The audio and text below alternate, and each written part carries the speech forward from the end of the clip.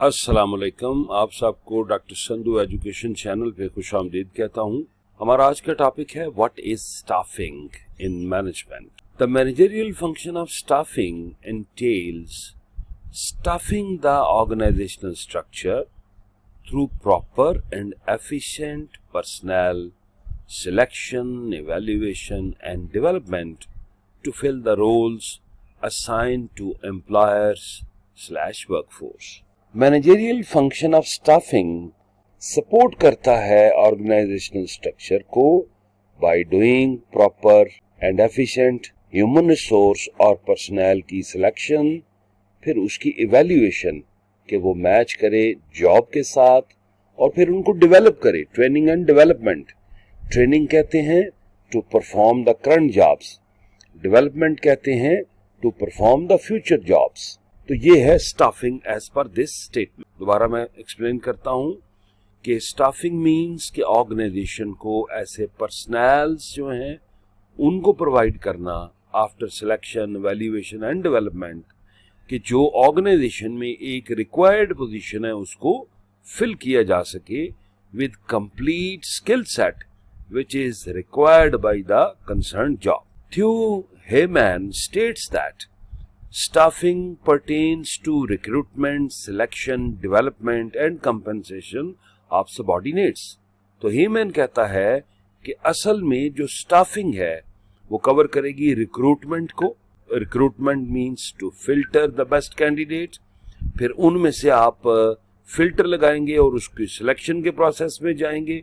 जब आप सिलेक्ट कर लेंगे तो फिर उनको आप ट्रेनिंग देंगे, ट्रेनिंग देने के बाद उनको कंपनसेट करेंगे through salary as well as other fringe benefits, ताकि वो अपना काम सेटिस्फैक्टरीली, मोटिवेटेडली अंजाम दे सके। अब नेचर ऑफ स्टाफिंग फंक्शन क्या है इसको हम देखते हैं।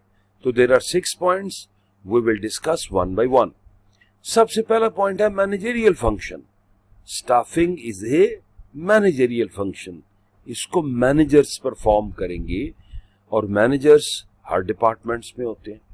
तमाम जो मैनेजर्स हैं वो एचआर का रोल प्ले करते हैं।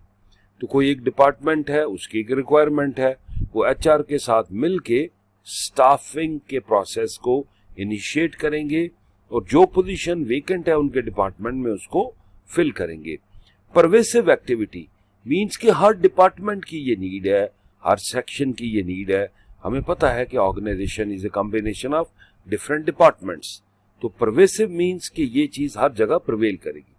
कॉन्टिन्यूस एक्टिविटी, स्टाफिंग का प्रोसेस कॉन्टिन्यूड, ऐसा नहीं है कि आपने 100% एम्प्लॉय किए हैं फॉर सर्टेन ऑर्गेनाइजेशन तो आपको जरूरत नहीं पड़ेगी। आप फायर भी करेंगे ह्यूमन रिसोर्स को जो लो परफॉर्मर है, या आप नए बंदे भी अपॉइंट करेंगे।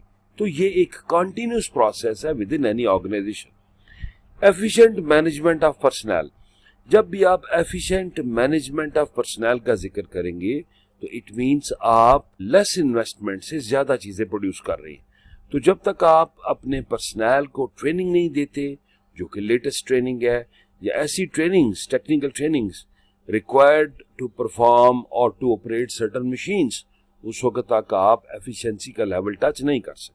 5th point, right man at the right job, बड़ा जरूरी है। आपने एक जो ह्यूमन रिसोर्स है या वर्कर है उसको आपने अपॉइंट करना है by keeping in view the exact position. अगर आपकी सिलेक्शन में कमी बेशी रह जाएगी तो right person at right job नहीं होगा।